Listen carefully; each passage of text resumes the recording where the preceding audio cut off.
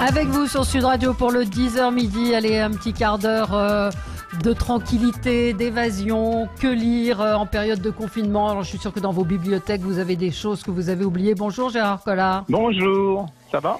Ça va? Vous êtes confiné Ouais. dans votre librairie?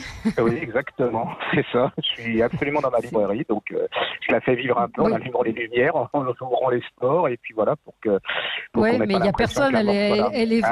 elle est fermée. Je suis tout seul, et oui, ouais. Mais bon, bah voilà, c'est un moyen de transition jusqu'au retour, qui, bon, Voilà, pas et puis tardé, on a décidé qu'on allait continuer à vous parler de livres parce que vous pouvez prendre un papier, un crayon et puis noter les livres qu'on va vous recommander. C'est vrai qu'en ce moment, c'est compliqué de se procurer des livres. Les libraires eux-mêmes, vous nous l'avez dit Gérard la semaine dernière, ne peuvent plus expédier. C'est très compliqué parce que la Poste livre moins, que les boîtes aux lettres n'acceptent pas forcément les livres. Oui, Amazon, et puis pas mettre en danger non plus les facteurs, parce que bon, ils ont peut-être autre chose à livrer que nos livres, quoi. Il y a peut-être des choses plus importantes, donc voilà. Bon. Alors, qu'est-ce qu'on peut lire? Je vous ai eu hier, quand on s'est parlé hier, hein, on va tout dire, on se parle de temps en temps en dehors de... J'ai redécouvert Les Frères Holt de Marcia Davenport, qui est un de nos livres, on peut le dire, parce que souvent avec Gérard, on a un peu les mêmes goûts. C'est un de nos livres fétiches. C'est l'histoire, c'est un fait divers, c'est une histoire vraie. Ce sont deux frères, les frères Holt, qui souffrent d'une maladie qui s'appelle la cylogomanie. En fait, ils entassent, c'est une pathologie qui fait qu'on accumule de façon compulsive. Et ces deux frères, ça se passe à New York au milieu du XXe siècle, sont très riches, hein, ils habitent dans une belle maison de famille.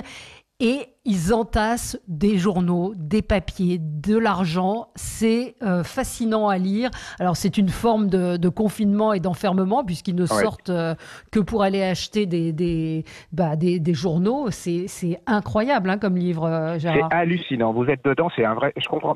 On ne peut pas décrocher. Non, une fois qu'on est dedans, on est complètement pris par l'atmosphère, par ces deux personnes qui on imagine être dans ce labyrinthe rempli de journaux, d'espèces d'études. Enfin, c'est hallucinant. C'est-à-dire que vous demandez comment ça va finir. Et vous c'est allez une le étude découvrir. psychologique incroyable. Hein, incroyable. Et on peut s'y retrouver en ce moment. Enfin, voilà, nous, on est un peu...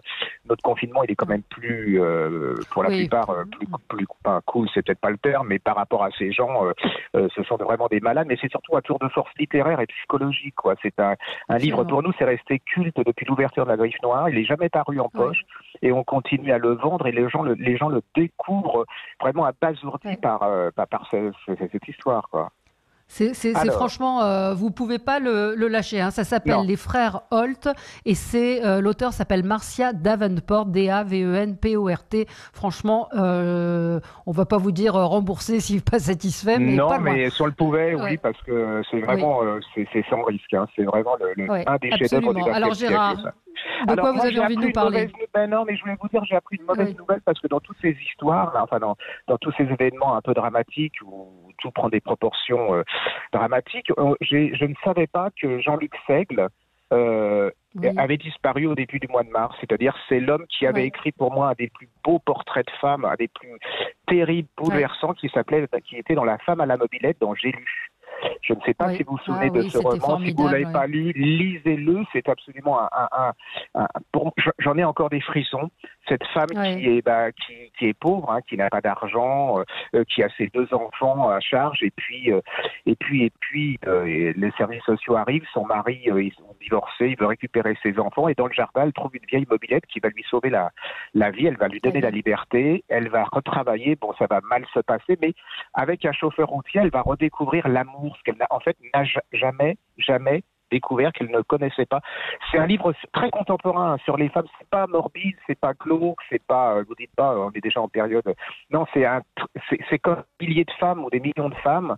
C'est-à-dire cette espèce de courage malgré tout. Et puis ces femmes aussi qui, bon, souvent n'ont pas forcément découvert l'amour et qui sont dans le train-train quotidien. Allez-y, il faut tout lire de Jean-Luc Seigle. Hein. C'est vraiment incroyable. Ça s'appelle La femme à la bicyclette. Ouais, exactement. À la mobilette, oui, mais c'est pareil, je me mets aussi systématiquement à la bicyclette, mais c'est la mobilette. Ne passez pas du tout à côté de ça. Il y a aussi, j'ai relu, c'est le moment parce que là on relit les classiques. Hein. Vous vous souvenez du film avec Jean Gabin des Grandes Familles? avec. Oui, et bien sûr. je ne savais pas, c'est paru en livre de poche. Alors précipitez-vous, c'est de Maurice Druon. Et c'est un livre fantastique. Et Druon, qu'on a vilipendé parce qu'il était académicien, il était un peu gâteux, un peu réac, enfin tout ce qu'on veut. C'est quand même lui qui a en partie écrit Le Chant des partisans. Nous raconte ces grandes familles bourgeoises très respectables. Et puis on voit tous les secrets, la haine, l'argent, l'hypocrisie, l'ambition. C'est un livre, je suis rentré dedans, j'en ai pour ainsi dire oublié le film. Alors si vous l'avez chez vous, ça existe. Enfin, il y a plein de gens qui ont ce livre et s'en rendent même pas compte. Allez-y. Alors sinon, notez-le pour après parce que c'est un grand moment. Grand moment, ça s'appelle les Maurice Druon, Les grandes familles.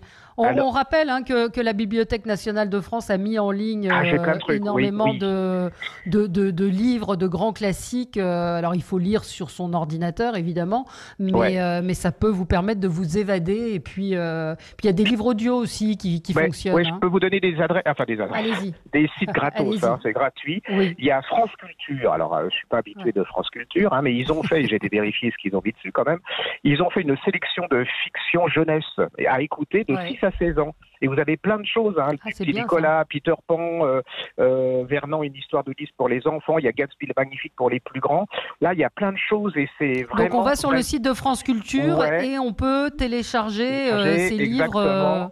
Oui, et puis il y a plein de choses comme ça. Alors je voudrais trouver d'autres aussi. Il y a Feedbook, F-E-E-D-B-O-O-K-S, Feedbook. Il y a des milliers de classiques par catégorie, les romans, les livres d'aventure et tout ça. Vous pouvez aussi les enregistrer, je sais plus comment on dit, télécharger. C'est gratuit. Ouais. Il y en a beaucoup. Et alors il y a le fleuron, c'est le projet Gutenberg. Comme Gutenberg, ils ont 50 000 titres à télécharger. Vous pouvez trouver vos classiques là-dedans et relire. Donc ce sont principalement des livres qui sont tombés dans le domaine public, c'est ça? Oui, absolument. Oui, c'était tous les classiques dont on vous parle et que vous n'avez pas forcément à la maison, comme Le Rouge et le Noir, Maupassant et tout ça. Et vous allez pouvoir vous les retrouver. Mais il y a un truc original aussi. Je trouve que c'est très très bien. C'est le Centre Pompidou. Alors le site c'est BPI. Très, je sais pas comment on dit, un petit trait. Bibliothèque, BPI. Oui, mais c'est BPI, ISNO. ISNO. I-Z-N-E-O. I-Z-N-E-O. Et alors, eux, ils ont téléchargé, vous pouvez télécharger des centaines de BD. C'est-à-dire que c'est pas courant, ça. D'habitude, on a... Voilà. Et il y en a un autre, on s'arrête là, on en reviendra la semaine prochaine. C'est un truc qui s'appelle Whisperise. Alors, c'est W-H-I-S-P-E-R-I-E-S,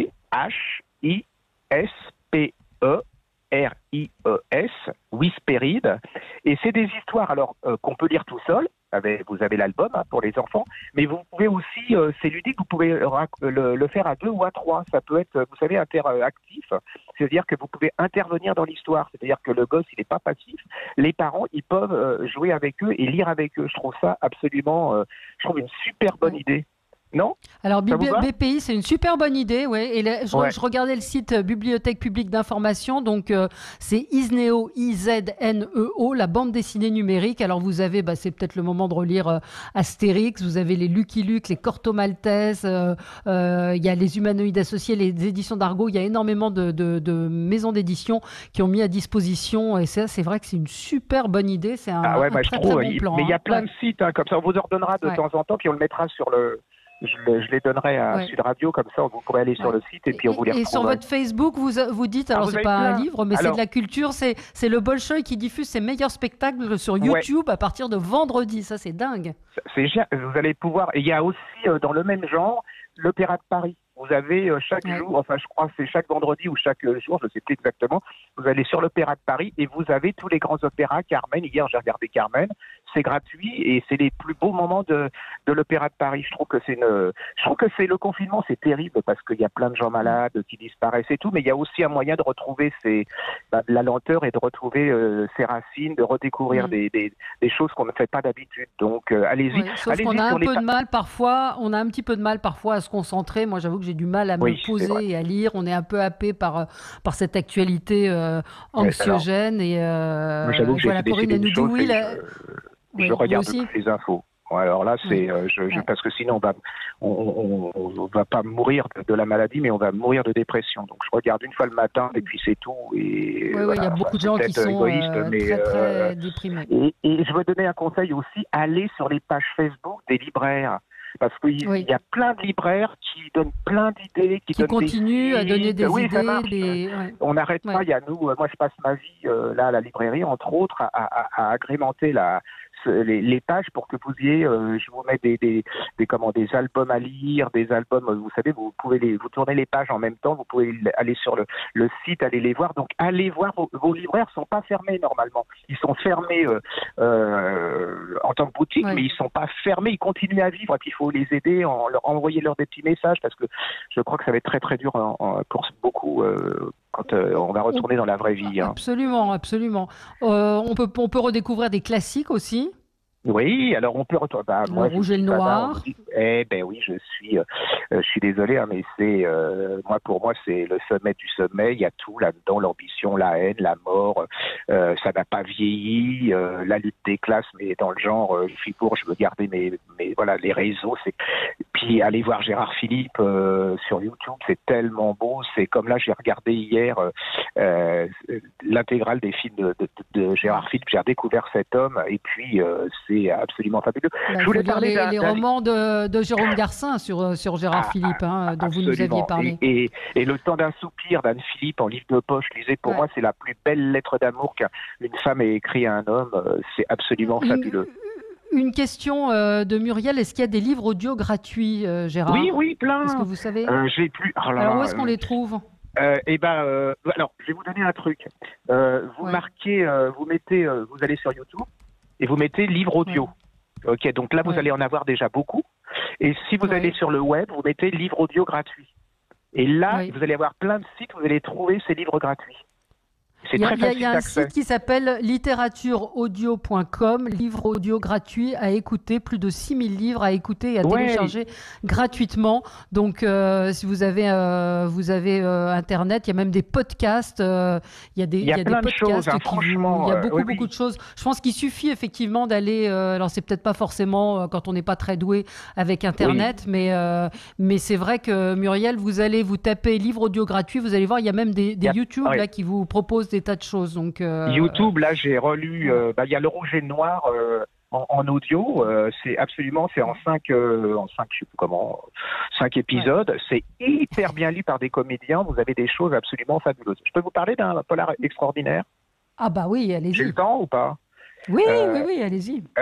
C'est un truc, alors absolument, j'en suis absolument pas revenu. Ça s'appelle, alors, il est paru, mais vous l'avez pas, donc surtout, prenez votre crayon, vous faites un petit cahier pour ce que vous devrez racheter quand vous savez rouvrir. Le gars, il s'appelle Adrian, comme Adrien, mais en anglais, A-D-R-I-A-N, Kinty, K-I-N-T-I. Adrian McKinty, ça s'appelle La Chaîne, c'est chez Mazarine.